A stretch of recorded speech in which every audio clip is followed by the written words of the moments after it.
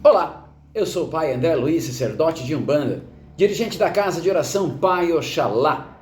Hoje nós vamos falar a respeito de 4 linhas de trabalho, de 4 guias que nós temos na Umbanda. Este é o 13º capítulo do 4º livro Estudando Nossa Umbanda.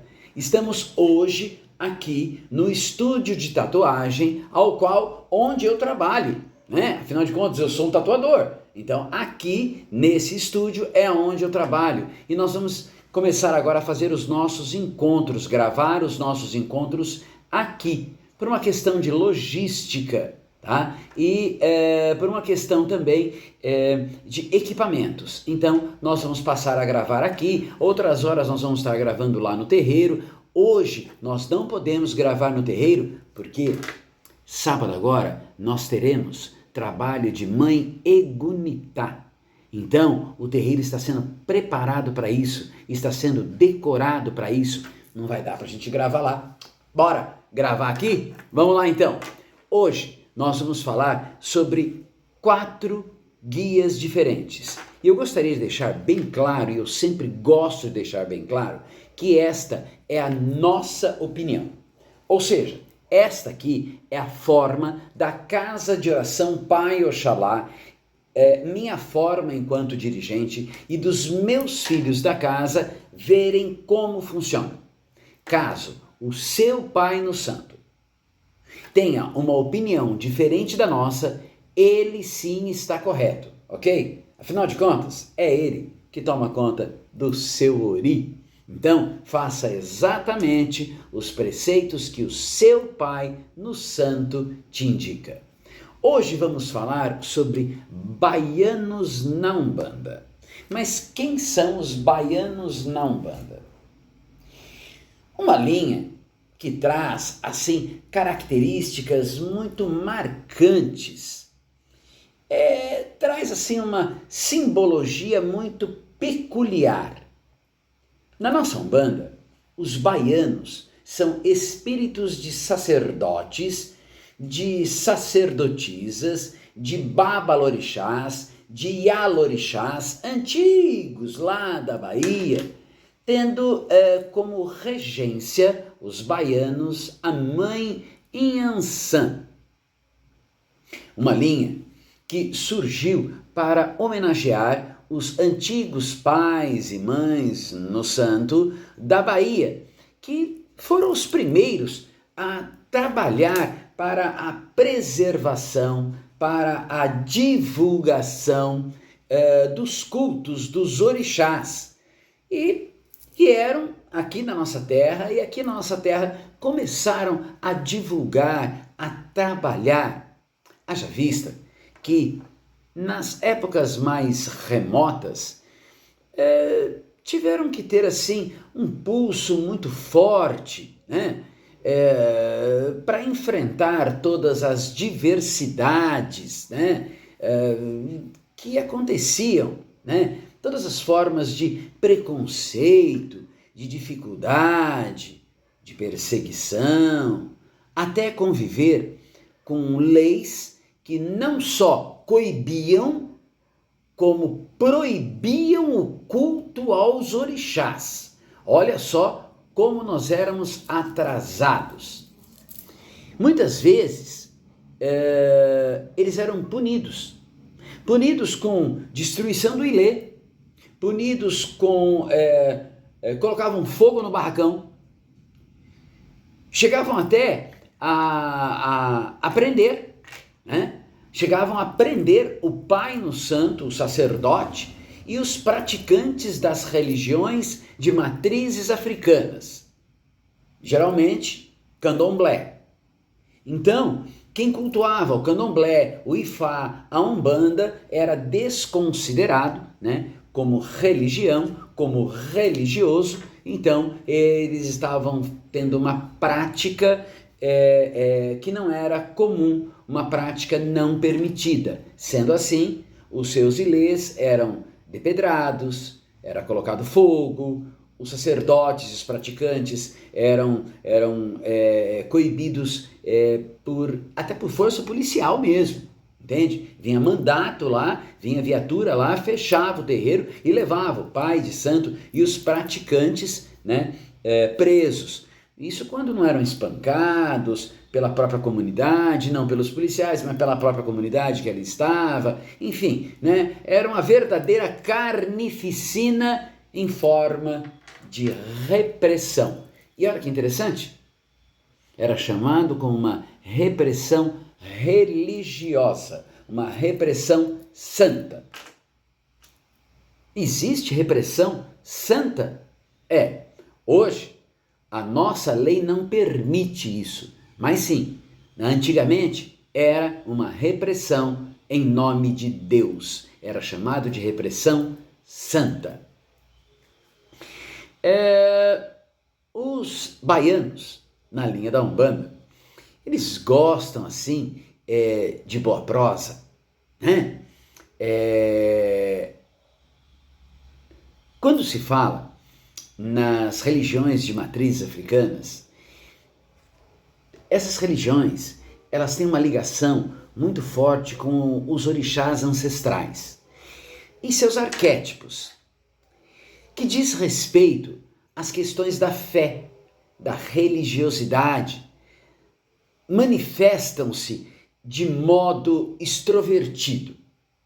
Os baianos se manifestam assim, de forma extrovertida, alegre, não param no lugar, estão sempre andando para lá e para cá, as baianas com os seus tabuleiros, né? Os baianos com a sua malemolência, são bastante ativos, estão sempre em movimento e são movimentadores energéticos. Olha que interessante. Dançam, andam de um lado para o outro, são meio até que irrequietos, né? São despachados. Podemos dizer que são descontraídos. Como eu disse anteriormente, gostam de uma boa prosa, sabem ouvir, né? Sua energia é muito positiva. Numa engira de baiano, a conversa, a prosa deles é sempre muito positiva. Eles têm muito a nos ensinar. Estão sempre com uma resposta certeira e rápida para qualquer uma de nossas dúvidas e para qualquer um de nossos questionamentos.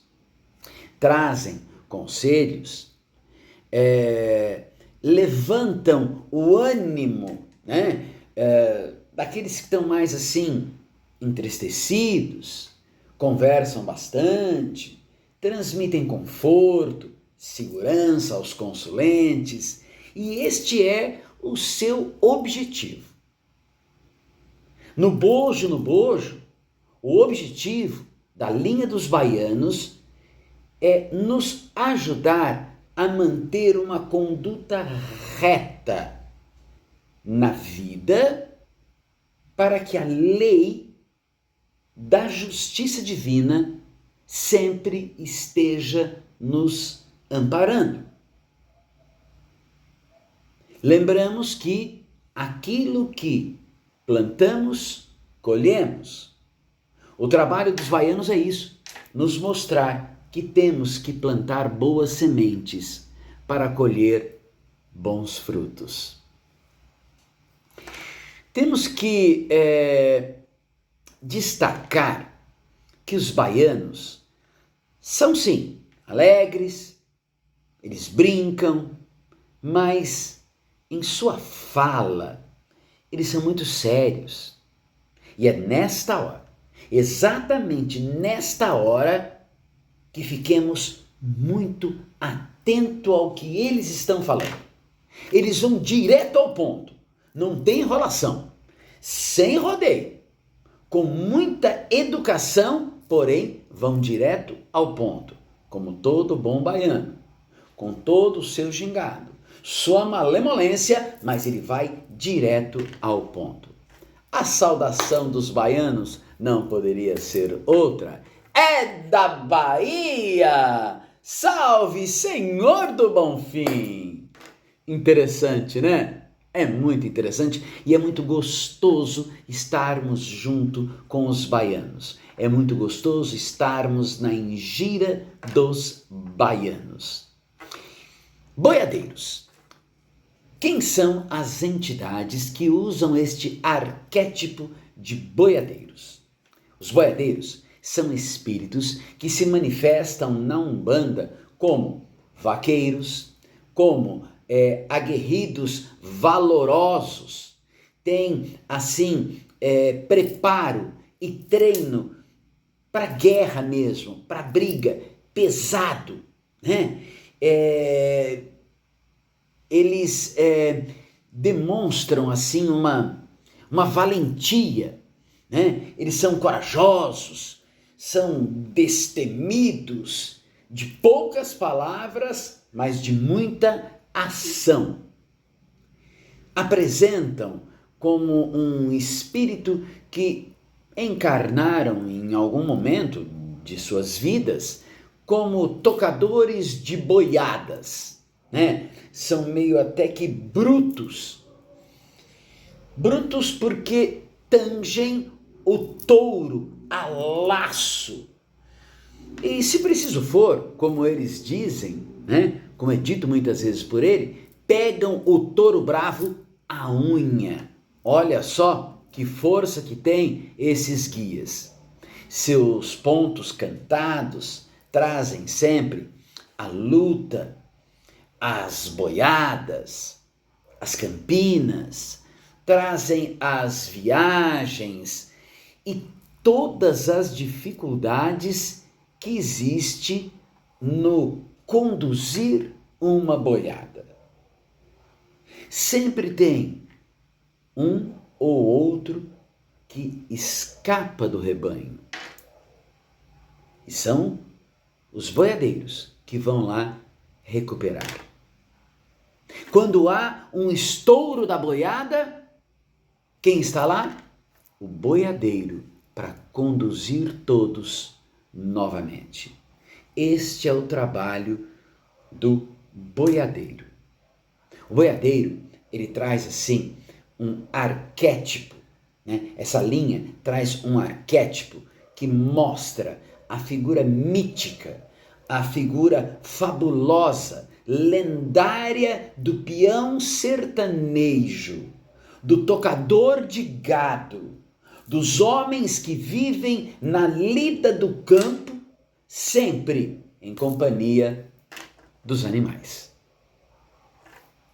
Desenvolveram muita força e habilidade para lidar contra as intempéries e as adversidades.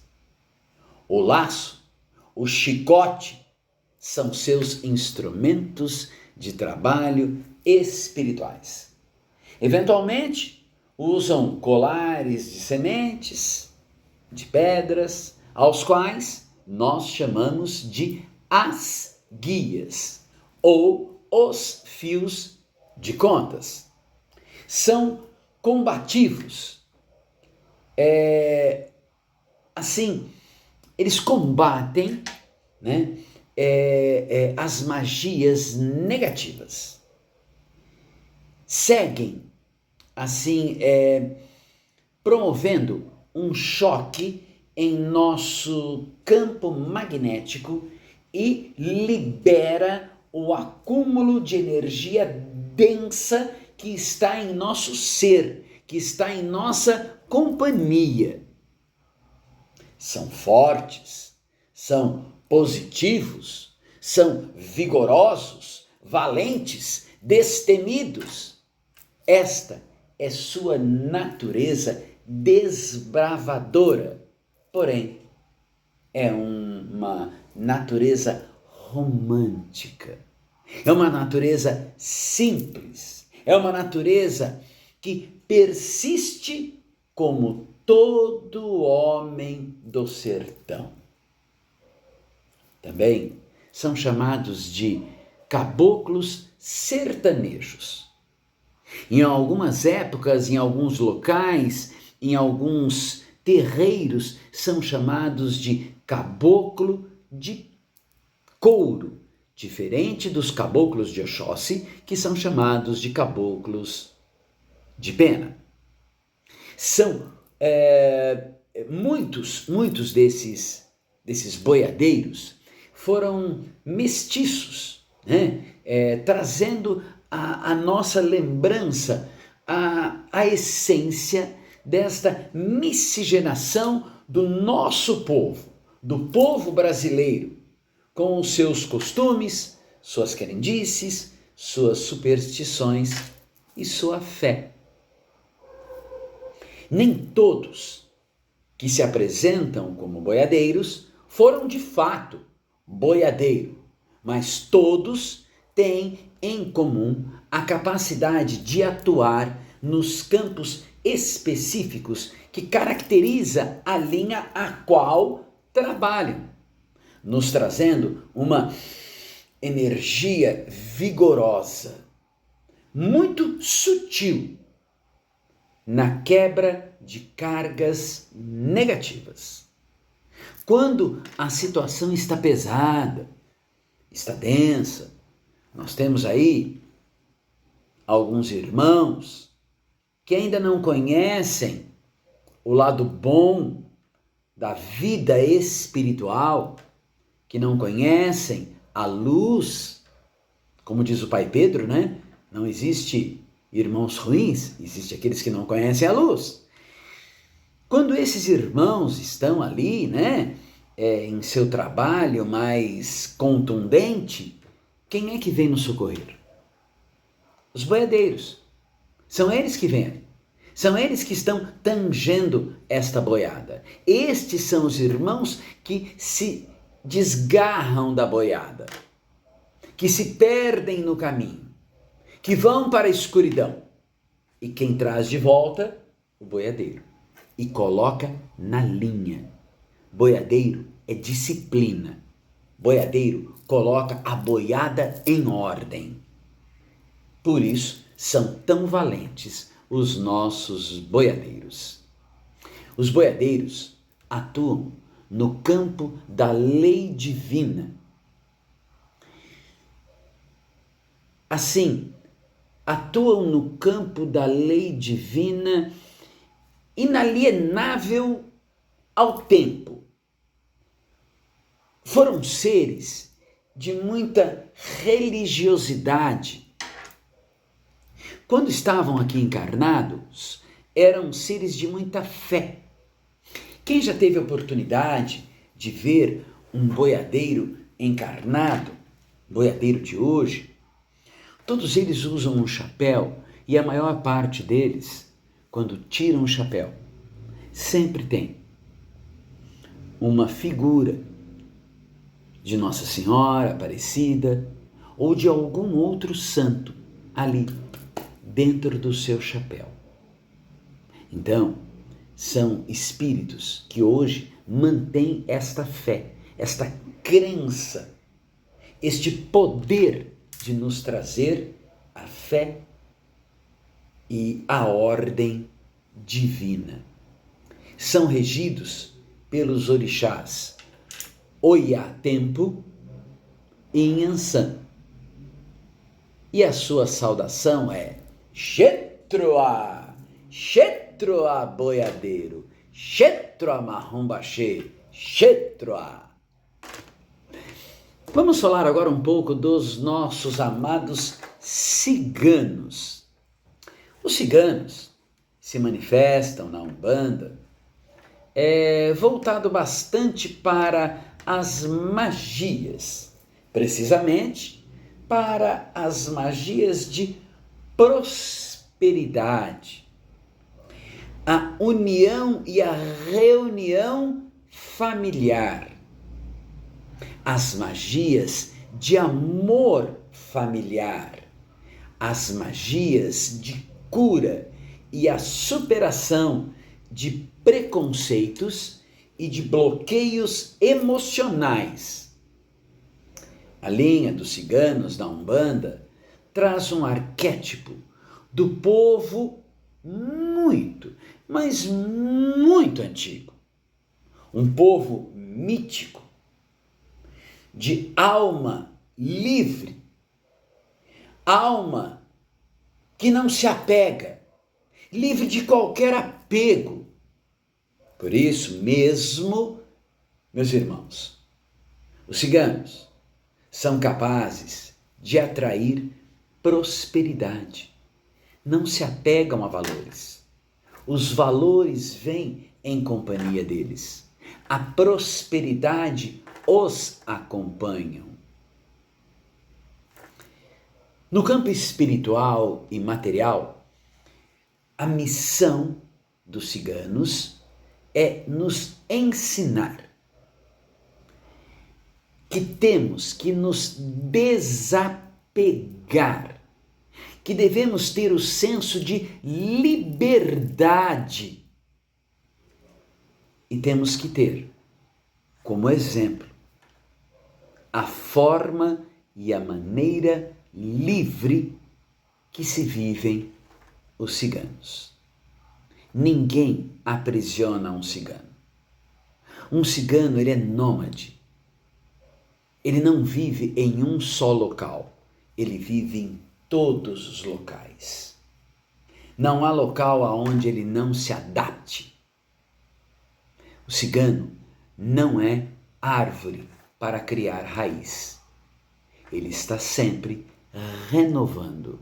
Por isso, são responsáveis pela nossa renovação íntima, interior.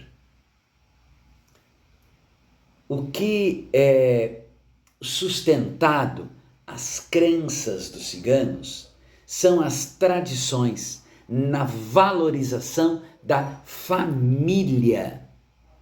Nunca se envolve em disputas por domínios ou conquistas. Os ciganos são grandes conhecedores da magia alegre dos amantes da natureza.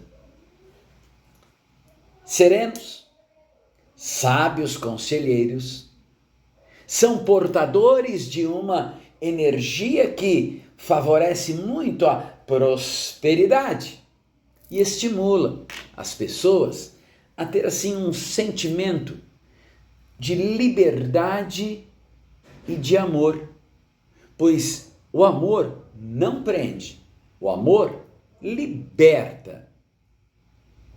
A celebração da vida, bem como o desapego, fatores indispensáveis para se atrair a boa sorte, a fortuna espiritual, a fortuna emocional. Gostam de música, dançam em suas engiras, são envolventes, são coloridos pelas suas vestes e, acima de tudo, pela sua energia alegre e amiga. Aqui, na casa de oração Pai Oxalá, nós temos a linha dos ciganos que nos acompanham. Porém, quando eu falo que eles são alegres, sim, eles são muito alegres. Nas engiras aqui eles dançam muito. É lindo de ver o trabalho dos ciganos. E é nesta dança que eles manipulam as energias. Aqui, os ciganos também se vestem de branco, porque é um padrão da casa.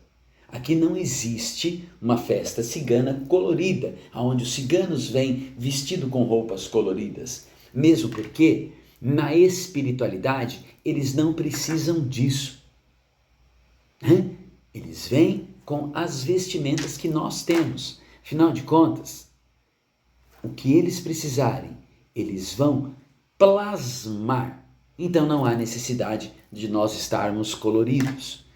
Aqui na casa de oração, sempre, todo o trabalho, seja ele trabalho de cigano, de herê, trabalho da linha d'água, Preto Velho, trabalhos de Exu, todos os trabalhos, todos nós estamos com essa veste, todos de branco.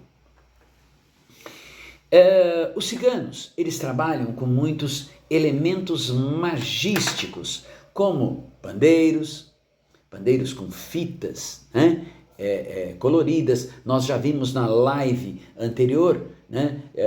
Quando nós falamos de sinetas e de sinos, falamos também do pandeiro, né? Então eles trabalham com pandeiros, com fitas coloridas, amarradas, né?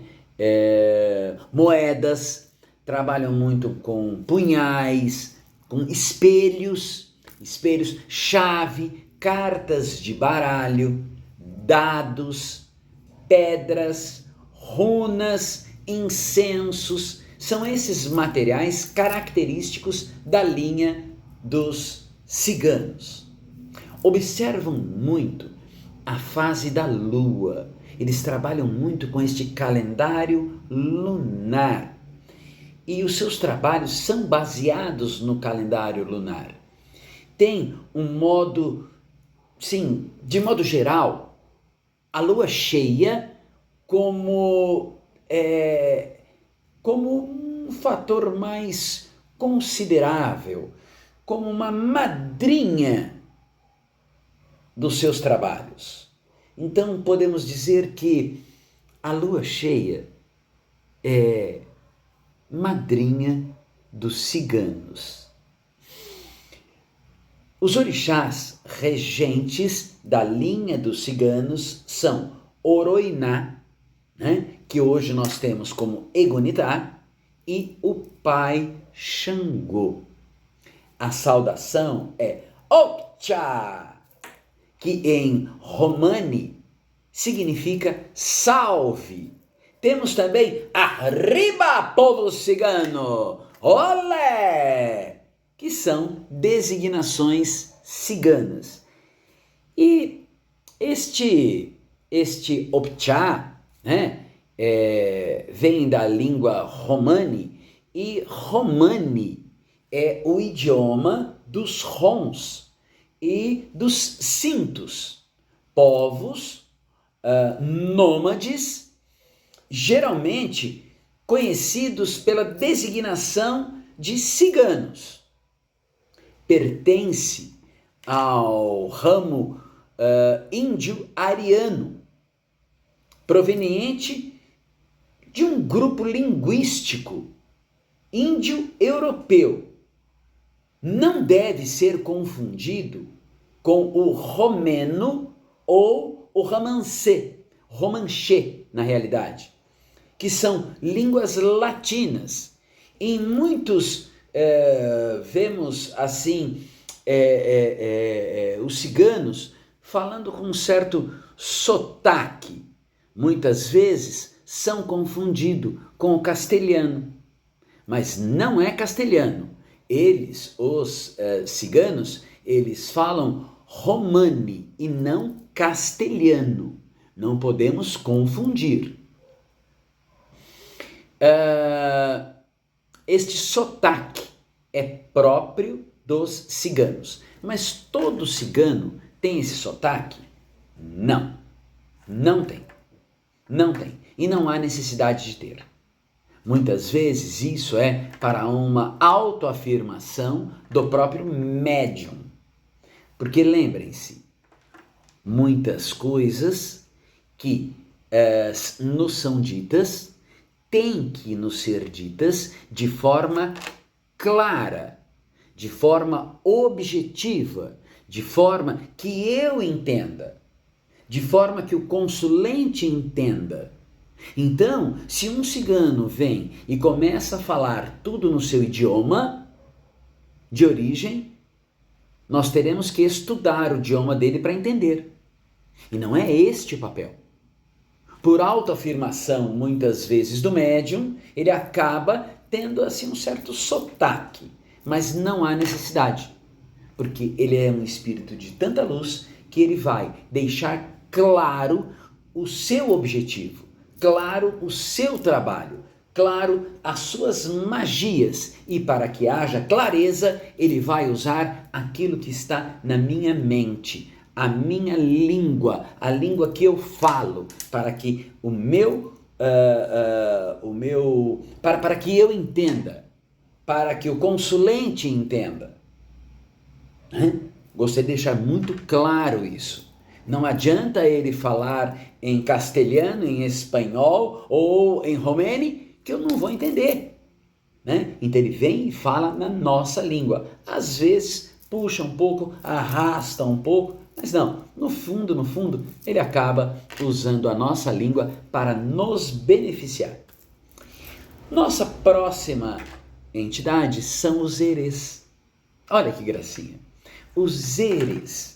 A palavra erê vem do Iorubá, que significa brincadeira, divertimento. As crianças, as ibeijadas, 22, Cosminho, né? São nomes dados pelos quais os guias que se identificam com esse arquétipo infantil, né, são usados na Umbanda por essas entidades que se o travestem desse arquétipo infantil. São conhecidos pelo Brasil como estrelinhas. E aí eu vou contar para vocês por que são conhecidos como estrelinhas, mas daqui a pouco. Eles possuem um alto poder de renovação dos seres. Eles são capazes de alegrar a todos ao seu redor, sendo que o amor é a própria energia manipulada pelas crianças. Espíritos naturais que ainda irão passar pelo processo encarnatório, conhecido como encantados. Em alguns casos, essas crianças já sim encarnaram. Entenderam por que são conhecidos como estrelinhas? Porque muitos deles ainda vão passar pelo processo encarnatório. Muitos deles são encantados, mas são espíritos de extrema evolução. Não são espíritos como nós, ainda atrasados. São espíritos que já estão muito evoluídos e sim, irão encarnar. Muitos deles nunca encarnaram, vão encarnar para nos trazer e vamos nos preparar para receber estas crianças, estes espíritos que vão fazer uma revolução em nosso planeta. Porque eles vão trazer um conhecimento ao qual nós não temos. Se pararmos para analisar, estes erês já estão encarnando há muito tempo. Vamos fazer um teste? Vamos pensar, pense comigo. Vamos a 50 anos. Vamos retroagir 50 anos. Vamos retroagir a 50 anos. Já ouviram falar em celular há 50 anos atrás? Não, né? Não. Telefonia era uma coisa absurda. Internet, jamais falaríamos. Mas esses espíritos estão vindo de uma tal forma que acompanham com eles toda essa tecnologia. Hoje, nós estamos podendo aqui dialogar de uma forma muito mais fácil porque existe essa tecnologia. Quem é que trouxe? Espíritos mais evoluídos. E aí tem um alerta. Eles trazem até nós o conhecimento. E nós é que temos que gerenciar este conhecimento. Você, pai, você, mãe, já gerenciou o que o seu filho está vendo na internet? Você já estipulou quanto tempo ele pode ficar vendo, assistindo, jogando ou absorvendo conhecimentos via internet? Lembrem-se, toda moeda tem dois lados. A tecnologia veio para nos ajudar, mas muitas vezes a tecnologia trazida por essas estrelas, essas estrelinhas, esses erês que encarnaram, trouxeram até nós, mas nós não sabemos lidar com ela. E muitas vezes usamos para o mal, ou não usamos para o bem. Você que tem um filho pequeno. Ah, meu filho não me dá paz. Faz o seguinte, dá o celular para ele. Ele te dá paz. Tá certo isso? Pensa. E o tempo que você deveria ter com o seu filho? E o tempo que você devia pegar o seu menino e sair com ele para jogar bola? Empinar pipa? Jogar bolinha? O tempo que você deveria colocar o seu filho, essa filha no colo para um diálogo, um carinho, um afagar, um passar a mão no rosto, um dizer eu te amo. Sabe? Você falar para sua filha eu te amo online é muito diferente de você olhar nos olhinhos dela e falar eu te amo, filha. Hoje nós vemos famílias no mesmo ambiente conversando por aplicativo. Vá no quarto do seu filho. Não diga boa noite pelo aplicativo. Dê um beijo nele. Use a tecnologia. Sim, use a tecnologia a seu favor. Porque esses herês trouxeram para nós, esses espíritos evoluídos trouxeram tudo isso para nós. Nós que temos que saber como conduzir. Conduza para o bem, para o amor. Não para disseminar o ódio, a raiva, o rancor, o bullying. A tecnologia é a mesma, sabe? Vocês sabiam que o mesmo cravo, que era assim que era chamado na antiguidade, o prego que pregou as mãos de Cristo na cruz, é o mesmo prego que constrói a casa para nos proteger. Basta saber o que fazer com ele.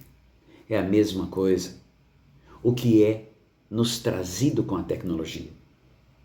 A tecnologia vem. Nós que temos que saber o que fazer com ela. E quem nos traz isso? Quem nos traz a evolução? É meu tataravô? É meu bisavô? É meu avô? É meu pai? Não. São os nossos filhos. São esses gênios que trazem essas descobertas que no plano espiritual eles já preparam para nós. São os nossos eres, as nossas estrelinhas que encarnam mais evoluído que nós para nos ensinar.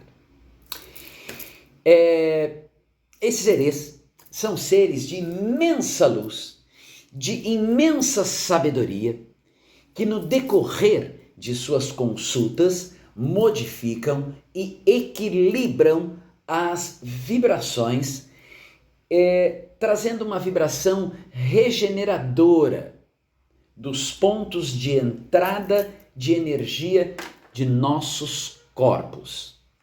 Os erês, essas entidades, mesmo sendo assim, puros, eles não são tolos, são puros, não tolos.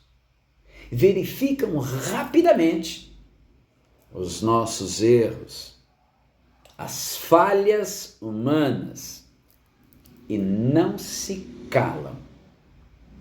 Seu filtro são bem pequenos e não tem nenhum problema de alertar a seus consulentes o que estão fazendo de errado ou que estão deixando de fazer. Tudo de forma espontânea, de forma inocente, de uma criança mesmo. Enquanto os seus médiuns, cuidado, hein? Muito cuidado com suas atitudes. Eles estão às espreitas, como toda criança. Este ar de inocência, de pureza, carrega consigo um senso de justiça e de equilíbrio. Ou seja, não tem como forjar ou proteger atos que não condizem com as leis divinas na concepção de uma criança. Para ela, você fez, você paga. Simples assim. Então, meus amigos, tem uma frase interessante que diz assim: deva para um Exu, mas não deva para um herê, porque a cobrança é certa. Quando em consulta, os herês atuam e manipulam as energias elementais e são portadores naturais de poderes, só encontrados nos próprios orixás que os regem. Apesar de possuírem um arquétipo aparentemente frágil, são verdadeiros magos. Conseguem atingir o seu objetivo com uma força imensa. Embora as crianças brinquem, dancem, encantem, com sua forma meiga de ser, exigem respeito em seu trabalho, pois atrás de sua brincadeira existe a vibração que se revela um extraordinário espírito de luz. São trabalhadores espirituais que atuam junto aos hospitais, principalmente nas salas de parto, nas salas de obstetrícia. Sempre estão ali ajudando, orientando, organizando a vida encarnatória, estão ali ajudando a passagem, a encarnação de novos irmãos. Da mesma forma, trabalham junto às equipes de resgate de irmãos das zonas umbralinas. Eles entram e saem, muitas vezes, destas áreas, sem serem sequer notados, sequer percebidos.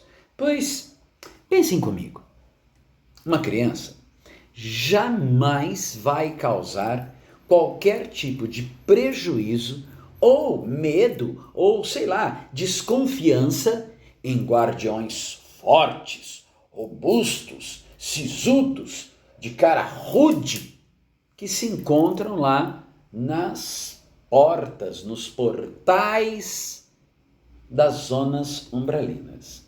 Então, os picorruchos, os herês, os pequenininhos, com aquela carinha meiga, angelical, aparentemente 2, 3 aninhos, escapam e passam pelos guardiões que nem dão trela para aquelas crianças. E ali eles resgatam e com toda a sua meiguice, toda a sua doçura, embriagam de forma amorosa, envolvem de forma amorosa os irmãos que necessitam de luz, e eles passam a invisibilidade e saem com aquelas crianças sem sequer serem percebidos. Esse é mais um dos trabalhos dos herês, resgatar os irmãos que estão nestas zonas umbralinas. A festa de Cosme e Damião, assim chamado por conta dos santos católicos, por conta do sincretismo católico, com o Ibejada, é realizado no dia 27 de setembro e é muito concorrida em quase todos os terreiros do país, com entregas de doces, enfim. Por que é feita esta entrega de doce? Porque, segundo o sincretismo católico, São Cosme e São Damião eram médicos e a cada criança que vinha em seu consultório. Eles consultavam de forma graciosa, gratuita, e vocês sabem que hoje a medicina, ela causa assim um certo medo nas crianças por dor, enfim, né? Imagine isso há muitos anos atrás. Então era muito mais doloroso. Para haver essa compensação, para que as crianças pudessem ir até o consultório de Cosme e Damião, eles ofertavam doce a essas crianças. Por isso que hoje, por conta do sincretismo, nós fazemos nas festas de Cosme e Damião a distribuição de doces. Mais um aprendizado para nós, né? Sua festa é uma grande alegria. Só assim que temos que entender uma coisa. Se engana muito aqueles que pensam que a festa, a engira de Cosme, Damião, de Ibeijada, das estrelinhas, de Cosminho, de 22, né? Dos herês. Muito se engana quem acha que aquilo é uma bagunça. Não, não é uma bagunça. Aquilo é... Os herês brincam sim, mas é uma coisa muito organizada. Eles têm um sincronismo entre eles muito forte. São entidades que levam a alegria a sério, assim como a nossa Umbanda.